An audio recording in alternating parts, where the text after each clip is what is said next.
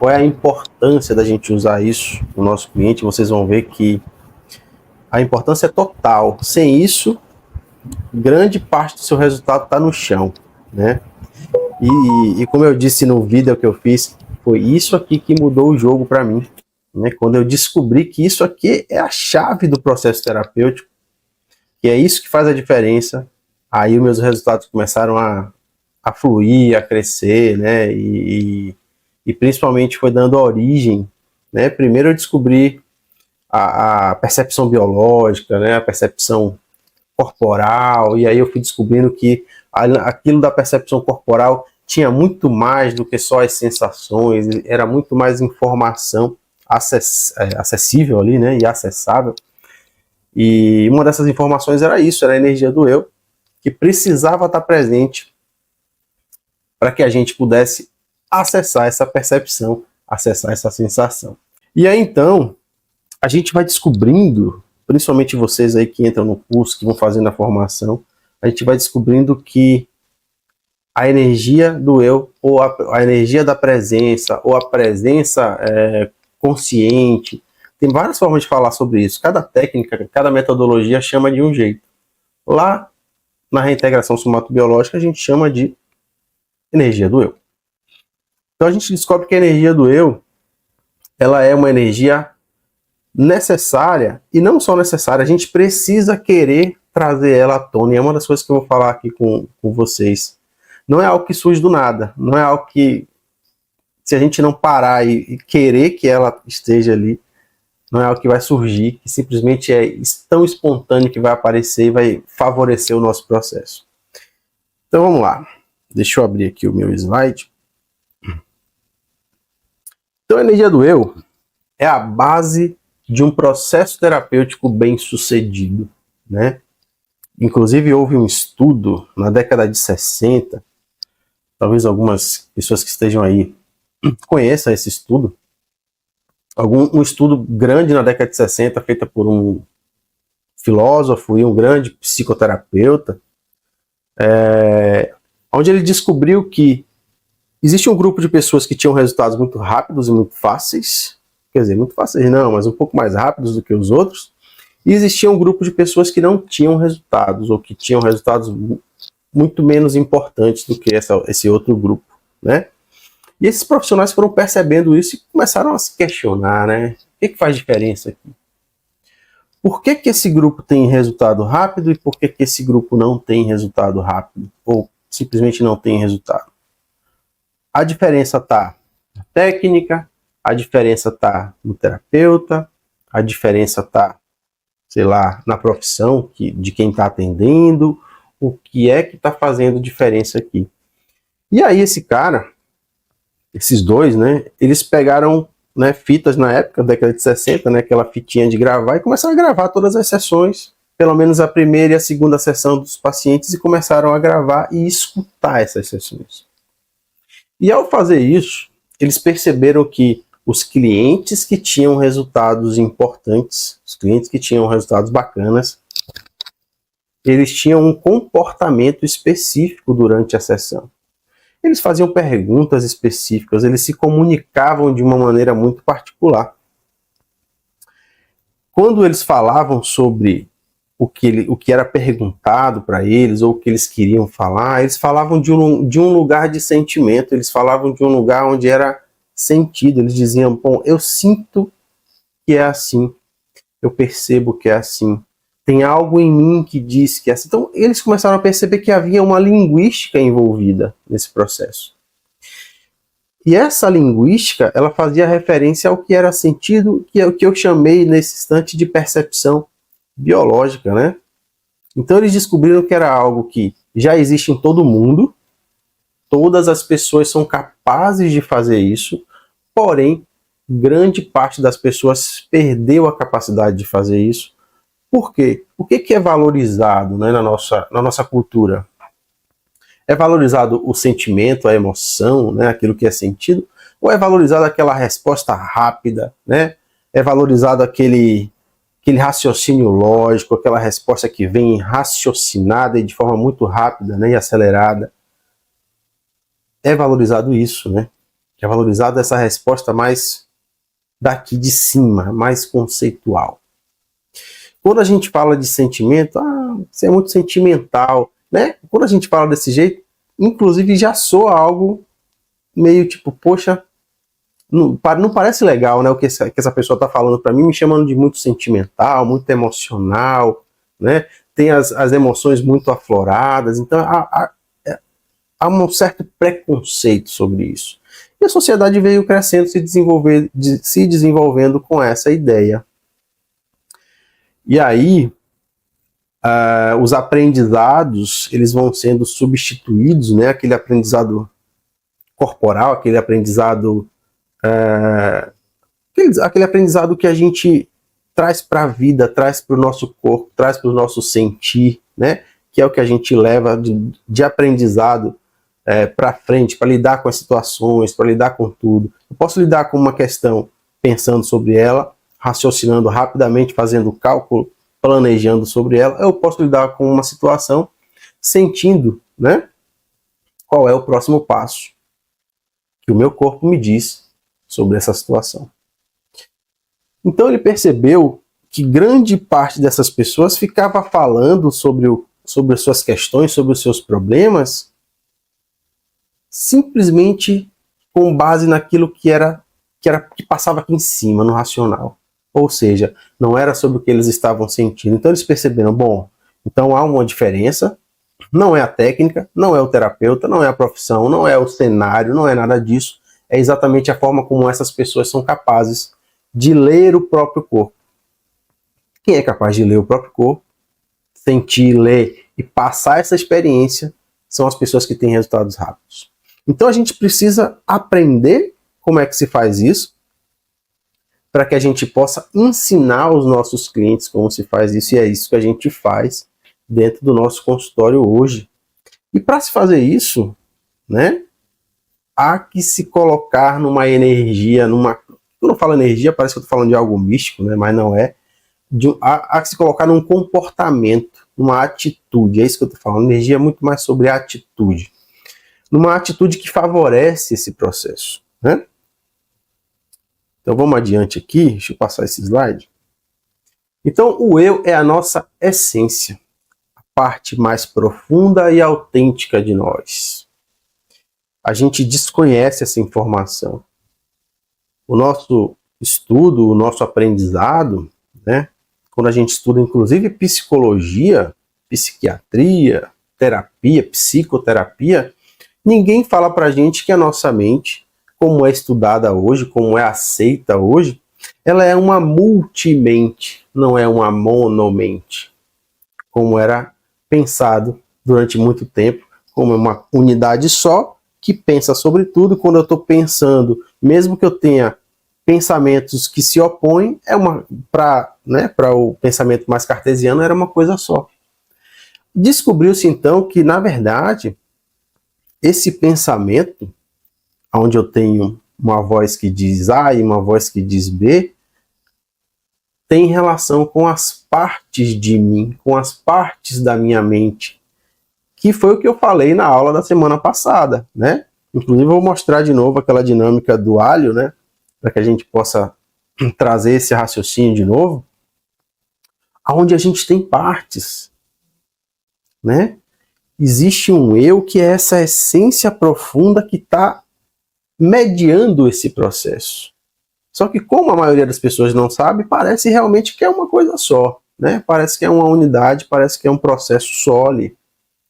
Então, ele não é danificado, o eu, né? Não é danificado pelas experiências, mesmo as experiências mais extremas. Isso quer dizer que o eu, ele é o mesmo do início da tua vida. Você nasce com ele. Aliás, você é fecundado, você começa aquele processo de se tornar uma pessoa, de se tornar um ser humano. E a partir do momento que você tem o seu eu estabelecido, ele morre com você, nada muda em detrimento disso. Você pode viver a pior experiência da sua vida, né? Nada vai mudar em relação ao eu, nada vai mudar em relação a essa essência, que é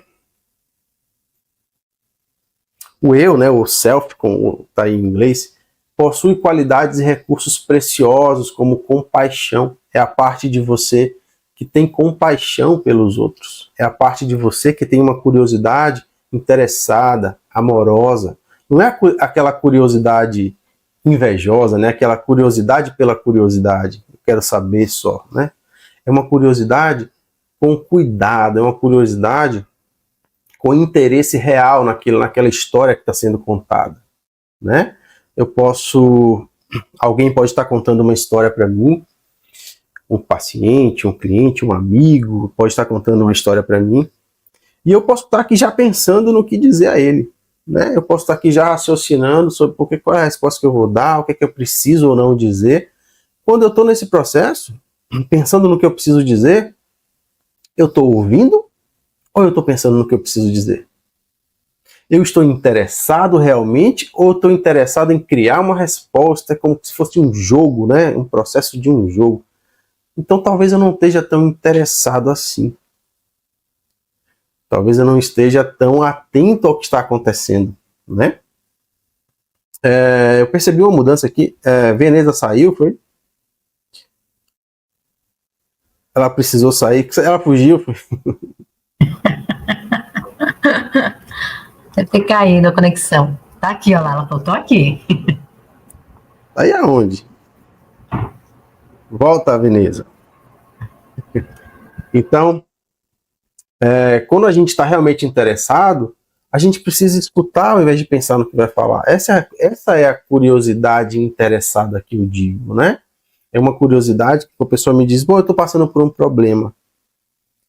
E aí, se eu já estou pensando sobre o que ele está me dizendo, eu estou pensando no que eu vou dizer, é como se eu estivesse pensando aqui. Isso deve ser por causa daquilo, isso deve ser por causa do jeito que ele se relaciona com a esposa dele, isso deve ser por causa do jeito que ele faz as coisas. Então eu estou julgando o tempo todo, né? Isso não é uma curiosidade interessada. Mas se eu perguntar para ele, bom, você está com um problema, mas o que é pior desse problema? O que esse problema traz para você de dificuldade, além disso? E aí eu começo a entrar nesse processo junto com ele, aí sim eu estou com uma curiosidade interessada. Aí o eu está participando desse processo. Então o eu é amoroso, é criativo, né? É calmo, é corajoso, não corajoso no sentido de ser, como é que chama? De ser irresponsável, mas é corajoso no sentido de que, né? Quando a gente não tem nada em nós que diz que a gente precisa ter medo, a gente vai ser corajoso, né? Tem uma sabedoria enorme sobre a gente, sobre qual o nosso próximo passo na vida, né? É confiante, tem conexão, né? Tem clareza, é paciente, tem uma perspectiva sobre a vida e sobre nós. Então esse é o eu, são as grandes características do eu, além de ser um observador consciente do nosso mundo interno, né? É a consciência que a gente leva para lidar com as nossas partes inconscientes. Então eu também atua como um líder eficaz e compassivo. Ele é amoroso, ele é compassivo, ele tem compaixão por nós. Você já percebeu que a gente fica se criticando o tempo inteiro, né? A maioria das pessoas, né, tem um potencial de autocrítica enorme, né? Esse não é o eu. O eu não tem essa característica de autocrítica. Isso é uma parte inconsciente que está tentando te mobilizar para alguma coisa. Mas o eu, ele tem autocompaixão. Ele tem autoamorosidade.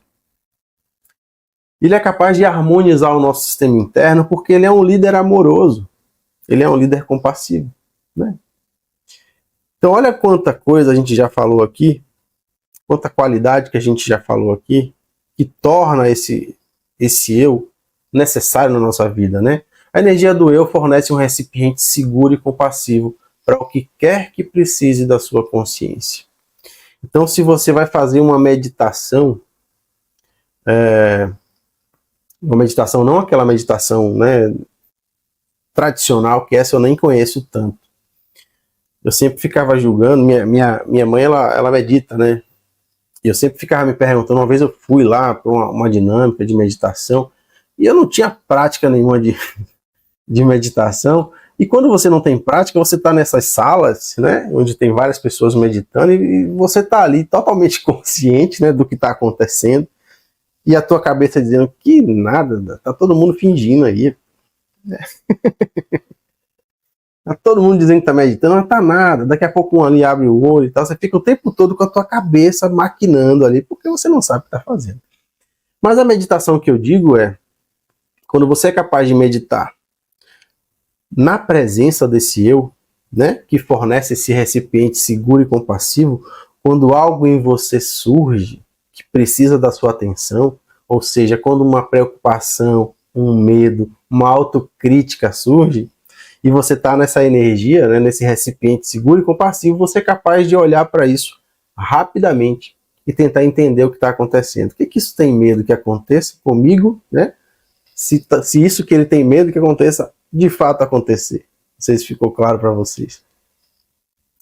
Então, essa é uma das grandes importâncias, né? É a gente estar também consciente. É a gente estar levando a nossa consciência para o que acontece no nosso inconsciente. E quem faz isso é o eu.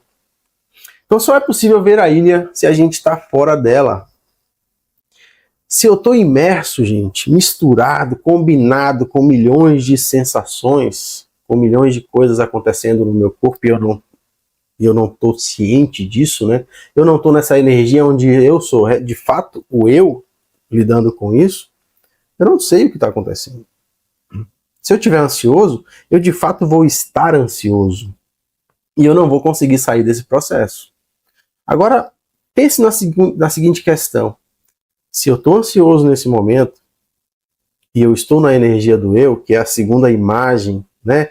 Eu saí da ansiedade, eu sou capaz de estar no eu agora, eu sou capaz de me relacionar com isso, eu sou capaz de ver, de sentir isso. E essa é a única forma que eu tenho de me relacionar com qualquer coisa em mim. Se eu estiver na energia do eu.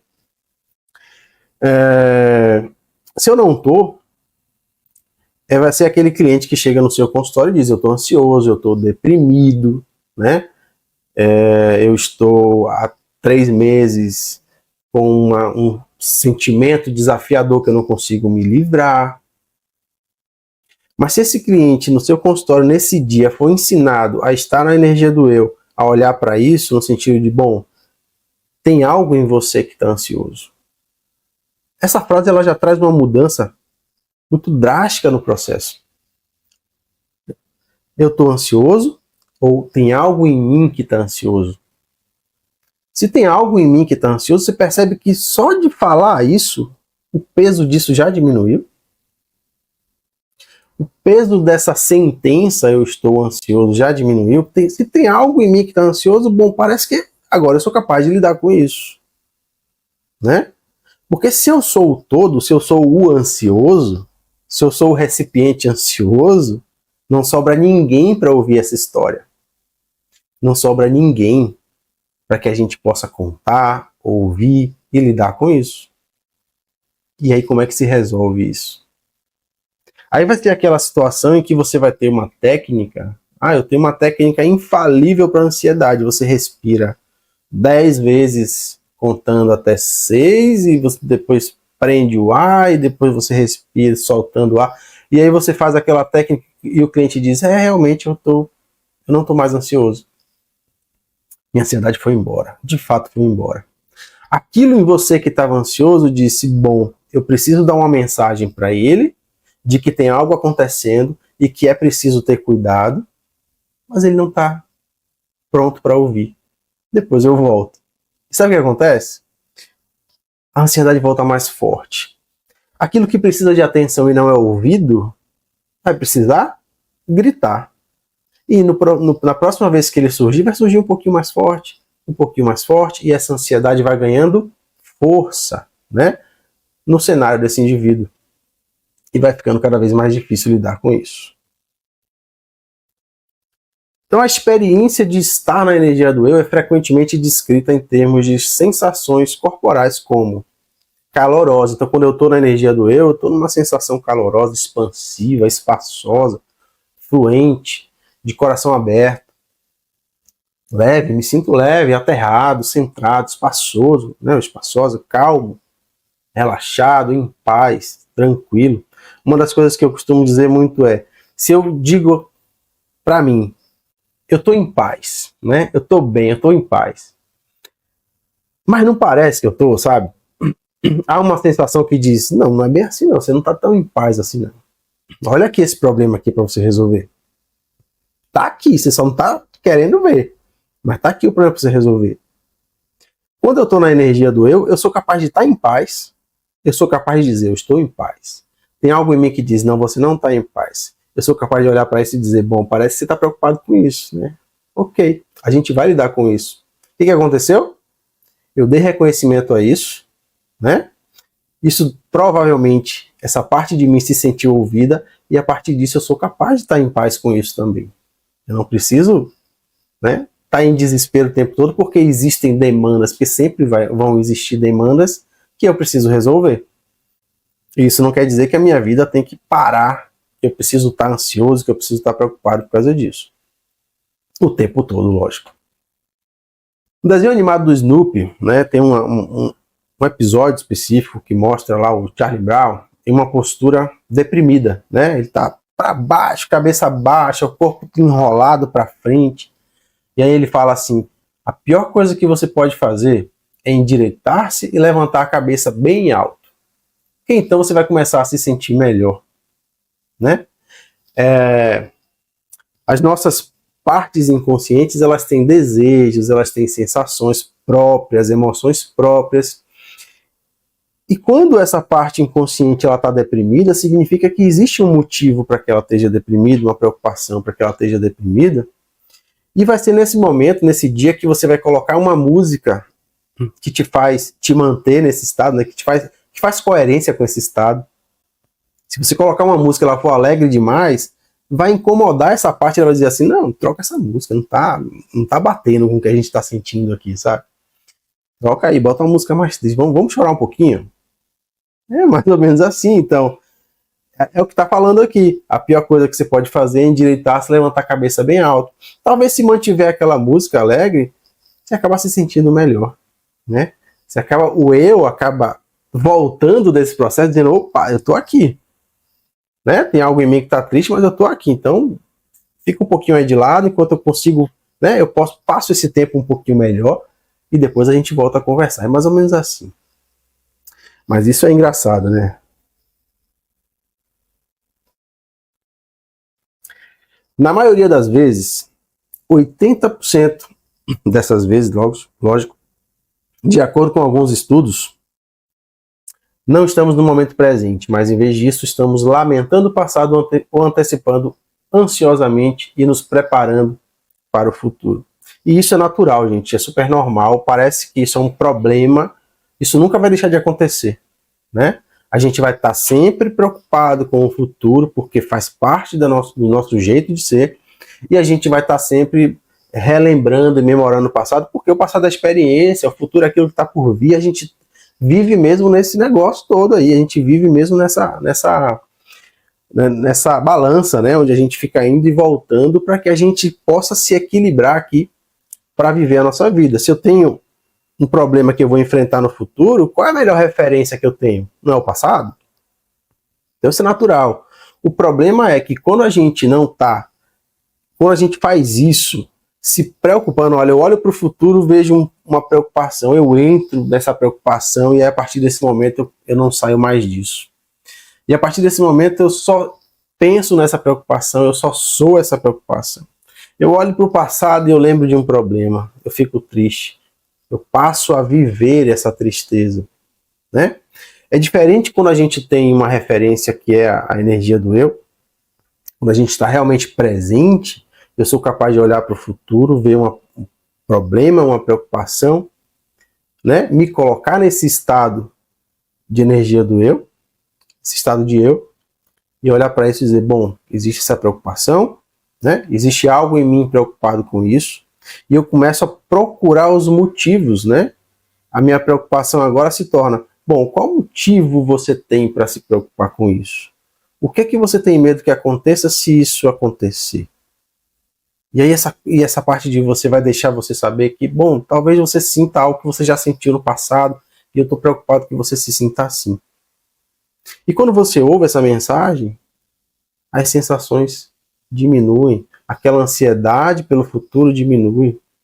Assim como eu olho para o passado e vejo uma lembrança, né, de um falecimento, uma lembrança de uma separação, e isso te toma e você é capaz de olhar para isso e dizer, bom, parece que você está preocupado, parece que você está triste com isso que aconteceu e deve estar preocupado com que eu sinta isso, que eu viva isso de novo. Tem algo que está acontecendo que possa fazer referência a isso? Ou seja, eu estou dando escuta. Lembra daquela escuta? Lembra daquela atenção curiosa, interessada que eu falei lá no início? É essa. Só que eu estou dando essa mesma atenção que eu daria a alguém, eu estou dando para mim mesmo. É assim que a gente tem que começar a treinar. É esse o nosso treino de habilidade como terapeuta.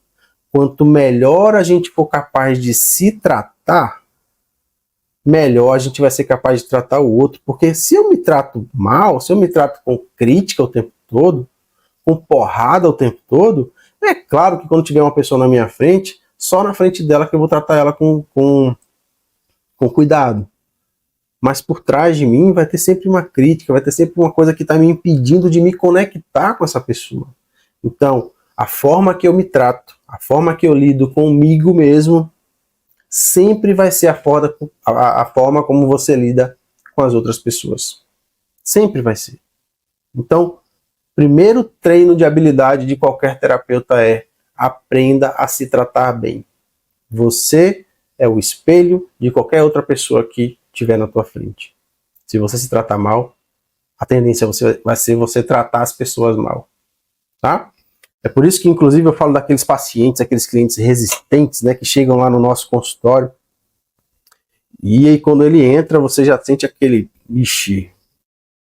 já, né, aquele problema. Entrou o paciente problema, entrou o cliente problema. Assim que a gente costumava, tá? Olhar para ele. Só que quando eu olho para esse tipo de cliente, eu vejo, bom, isso é uma pessoa que está sofrida. Isso é uma pessoa que não sabe nem tratar a si próprio. É uma pessoa que se maltrata o dia inteiro. Então esse tratamento que ele está dando para mim é o mesmo tratamento que ele dá para ele. Eu preciso ensinar a ele um jeito certo de lidar com isso. Eu preciso tirar ele desse... Eu preciso mostrar para ele que existe um crítico interno tão brutal na vida dele que faz ele olhar para tudo em volta dele com essa mesma crítica. Já ficou diferente, não foi essa terapia? Já ficou diferente essa entrada desse cliente no meu consultório, né? Pelo menos essa energia dessa entrada. Então, quando você está ouvindo a própria conversa, essa é uma ótima pergunta. Quando você está ouvindo a própria conversa, quando você está lá sentado na tua cama, você acabou de acordar, aquele momento que você está, sabe, meio cambaleando ainda, você está tirando o pijama, aí você para, aquela parada no ar, sabe? Você fala assim, tô tirando ou tô botando, sabe? Você fica confuso assim, sabe? Tô indo dormir ou tô acordando? E aí você começa a pensar na vida, e aí vem aquela conversa na tua cabeça, não, porque você tem que fazer isso hoje, porque tem esse problema, não, mas você não pode fazer isso, é melhor você fazer aquilo. Quem tá ouvindo? Já parou para pensar nisso? Tem alguém ouvindo. Tem alguém ouvindo, e quem tá ouvindo, gente, é esse eu. Você só não sabe disso. Se você tiver a intenção, você acessa ele e você consegue mediar essa conversa. Então quem está ouvindo é esse observador consciente, esse observador que observa tudo, que observa o que está acontecendo aqui fora e que observa o que está acontecendo aqui dentro.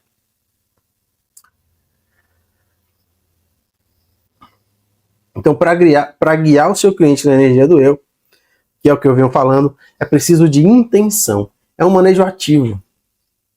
Ninguém vai estar espontaneamente na energia do eu, né? É algo que eu preciso buscar, é algo que eu preciso parar, um pouquinho pelo menos. Eu não preciso parar, fechar o olho, meditar e tal. Eu parado aqui agora, eu posso, nesse momento, buscar isso. Para um pouquinho aqui e já estou me sentindo na energia do eu.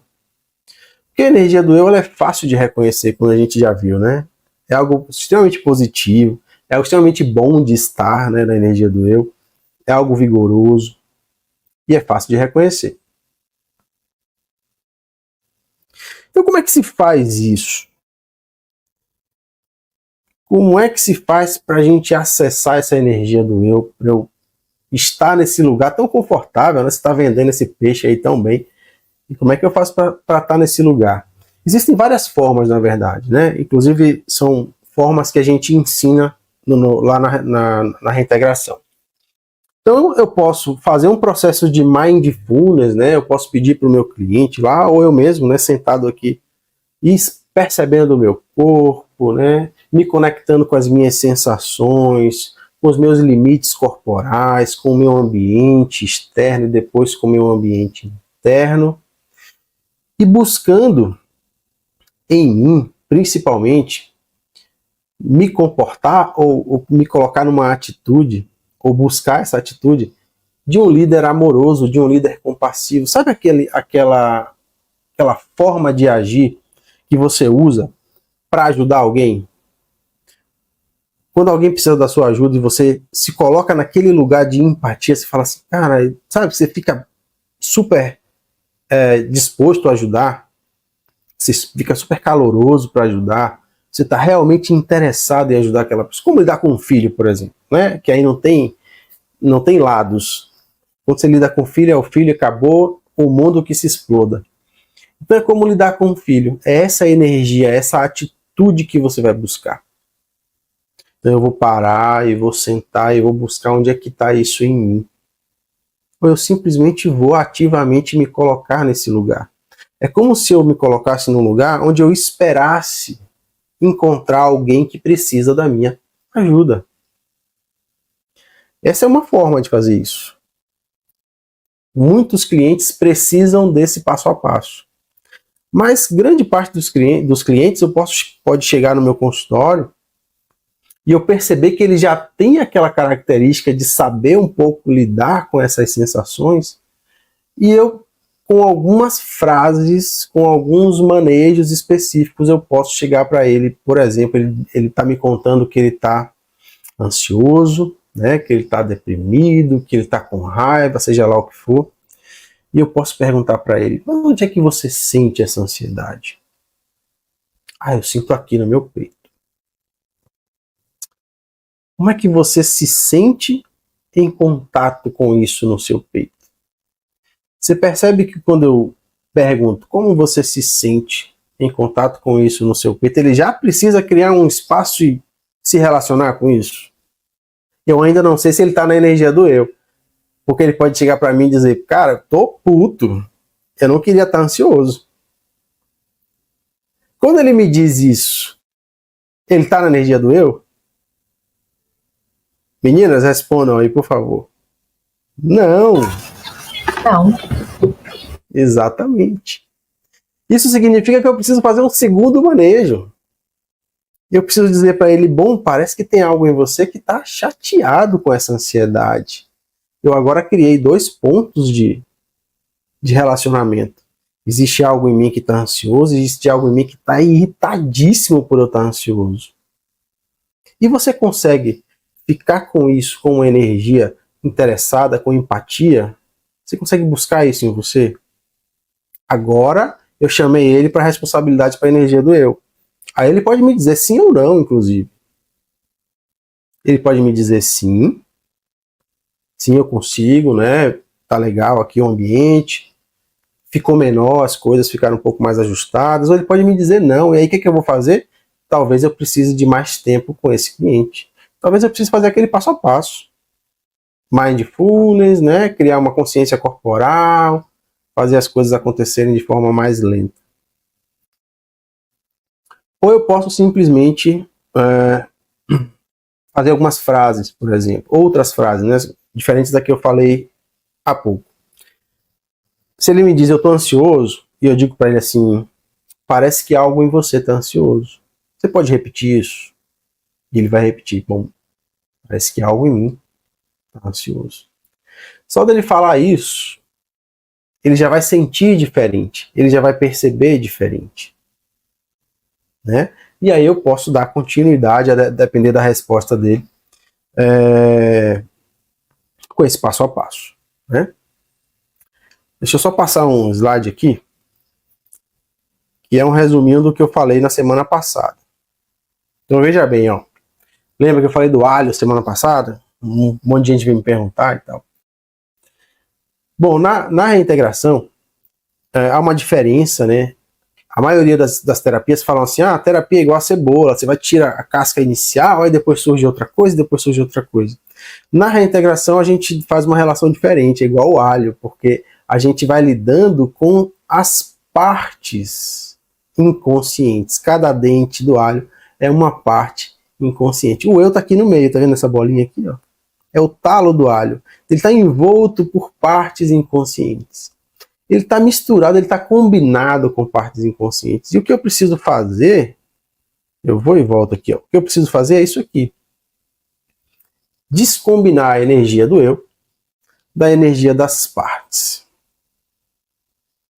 E essa imagem aqui, por exemplo, só para fazer um resuminho para a gente ir adiante, ela diz que todas as pessoas que se relacionam com você, você tá, né?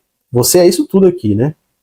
Todas as pessoas que se relacionam com você, elas trazem uma percepção, elas trazem uma sensação corporal.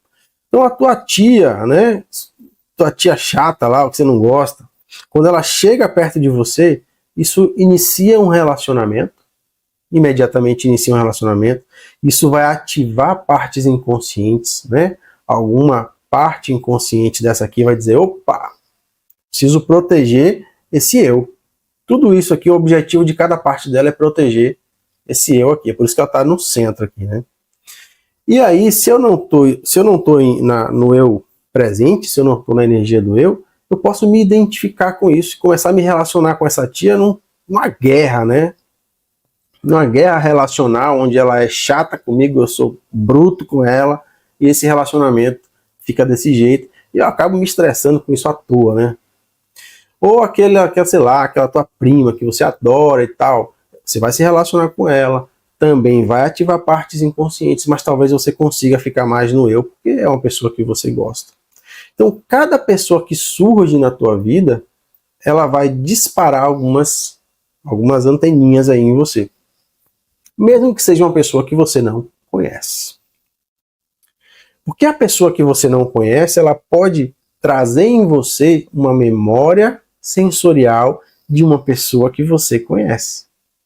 Então você pode receber lá o teu chefe, chegou lá para falar com você, ele falou de um jeito com você, que o teu inconsciente fez uma relação imediata. Meu pai falava comigo assim. Meu pai me rebaixava desse jeito quando ele estava retado comigo. Só que você não está consciente disso.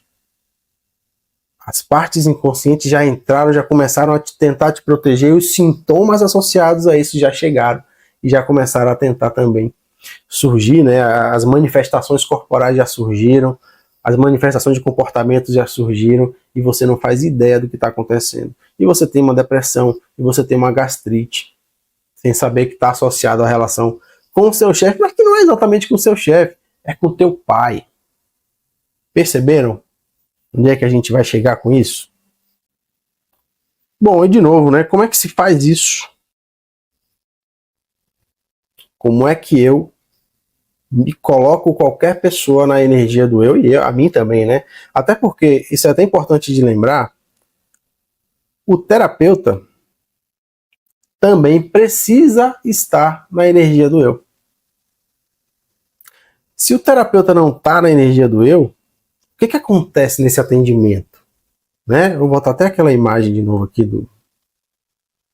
do alho aqui. O que acontece no atendimento quando esse terapeuta não está na energia do eu? Então vamos lá, o teu paciente contou, chegou lá no teu consultório, aquele paciente resistente, esse já deu exemplo, né? Então o paciente chegou no seu consultório com um problemão que ele viveu na infância dele, e foi um problema que você também viveu na tua infância. Ele viveu algum tipo de agressão moral, alguma coisa que aconteceu na infância dele, e de repente você está lá no teu consultório tão despertado com o que ele está te contando, que você já se desligou, que você já não está mais com ele, você está com você agora. E aí você tem duas opções: ou você de fato se desliga dele e dá atenção a você, ou você, essas duas opções é quando eu não estou na energia do eu, ou você se abandona para poder estar com o teu cliente, mas com certeza, pela própria sentença que eu fiz aqui, você vai entender que você não vai estar inteiro nesse atendimento. Você não está mais ouvindo. Você com certeza não está mais ouvindo. Então, a energia do eu, que eu digo aqui, ela tem que estar presente em você e no seu cliente. Para que você possa, nessa hora principalmente, ser capaz de levar esse observador lá para dentro, ali mesmo no atendimento, durante alguns segundos, aquela pausazinha que o cliente fez para pensar, você já entrou lá em você e disse, bom, parece que tem algo em mim que está querendo a minha atenção nesse momento. Ficou emocionado com essa história. Eu já te ouvi. Eu já percebi que você está aí. E depois do atendimento, eu vou entrar em contato com você. Eu vou dar atenção a você. Quando eu faço isso, aí eu sou capaz de voltar para o atendimento e ser inteiro nesse atendimento. E ficar inteiro nesse atendimento. Essa é a única forma. Então, um monte de gente que está aí, que é terapeuta e tal, que não conhece esse processo, que não sabe fazer isso, com certeza está se identificando com o que eu estou falando. Como é difícil, gente. Eu lembro da primeira vez que eu vivi uma situação parecida com essa, que foi uma catástrofe profissional na minha vida. E, na verdade, foi o que me trouxe até aqui. Foi o que dizia, se você precisa resolver isso. Eu estava na casa de uma cliente, eu era fisioterapeuta ainda, fazendo um trabalho lombar com ela. De repente ela começou a chorar. E aquilo me trouxe uma insegurança, uma ansiedade tão grande, que a única coisa que eu queria, eu preciso sair daqui. Eu já não estava mais entendendo o que estava acontecendo, eu preciso ir embora. E o horário chegou. Você sabe o que é você ir fechando a porta da casa? Imagina a cena, ó. Você vai fechando a porta da casa dela, olhando para a cara dela com aquela cara de tenho que ir. E ela chorando, meu Deus do céu, eu não quero passar por isso mais nunca na minha vida. E aí fui buscar como é que eu resolvo isso. E cheguei onde eu cheguei hoje. Eu tenho certeza que esse foi o start, né? Mas eu acho que deu para entender o que eu quis dizer.